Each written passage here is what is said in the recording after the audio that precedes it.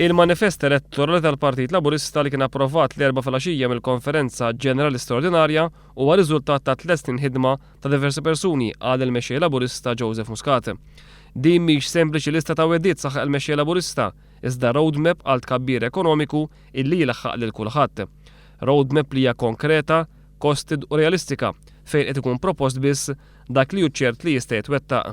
Min jaf kemm se jkun hemm minnkom li meta jiflu dan il-manifest se jarfu l-idejat u l-proposti li ressaqtu intom stess.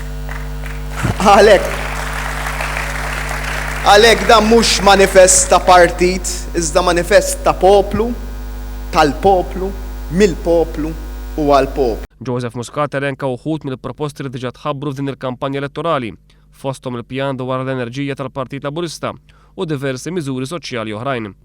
Qal li bl-istess mod kif kien hemm persuni responsabbli mit-tfassil ta' din ir-roadmap, gvern ġdid se jkollu persuna responsabbli illi tara illi din ir-roadmap titwettaq.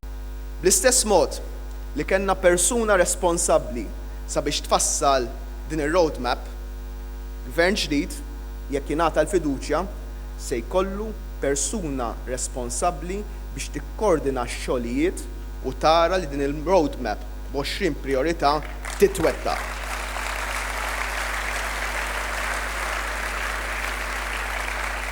Biex bekk il-familji u n-negozji jserħu rashom li women business li se naraw li dan il-pjan tagħna se jitwettaq. Nista' ngħidilkom iktar. Nista' ngħidilkom li l-persuna li fost ir-responsabiltajiet oħra jekk nagħtaw il-fiduċja se jkollha l-inkarigu li tieħu ħsieb it-twettiq ta' dan il-manifest elettorali se jkun sieħ bil-Lewis Grech. Lewis Grech se jkun qed jikkoordina x-xogħol ta' ministeri differenti u se jara il dak li jkollu jsir within budget u fil-ħin.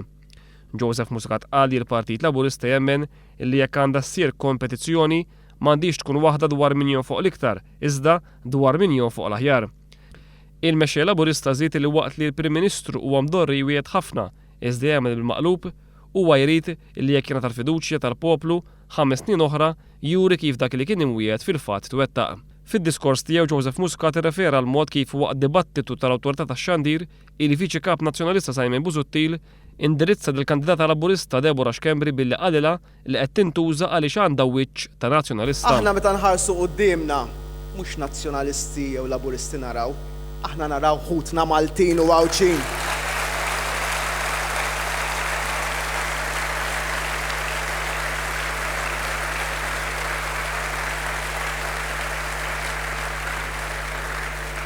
Kif ikun wiċċ ta' nazzjonalist? Kif ikun wiċċ ta' Laburist? Jien meta nħares lejn ommi, wiċċ tommi nara, mhux wiċċ ta' persuna tradizzjonalment nazzjonalista. Meta nħares lejn missieri, wiċċ missieri nara, mhux wiċċ persuna tradizzjonalment Laburista. Ejja ninqataw minn din il-politika tal-passat, ejja nħarsu lejn wiċċ xulxin u naraw Maltin u Għawċin bħalna, għalhekk Malta hija tagħna l-koll. Joseph Muscat appella biex fit-30 ġurnata ta' kampanja elettorali li fadal, il-moviment madwar il-Partit Laburista jkompli jikkonvinċi aktar persuni illi wasal iż-żmien għal bidla fid-direzzjoni tal-pajjiż. Saħaq li l-Partit Laburista huwa kburi illi kapaċi jaħdem għal ħaddiema u ma min ħaddem għaliex dan huwa dak li għandu bżonn pajjiżna biex tinħoloq middle class ġdida. Fid-diskors tiegħu il-mexxej Laburista ringrazzja lil kap eżekuttiv tal-Partit Laburista James Piscopo kif ukoll id-deputat Carmelo Vella għax-xogħol qawwi tagħhom li taw brabta ma' tfassil tal-manifest elettorali tal-Partit Laburista.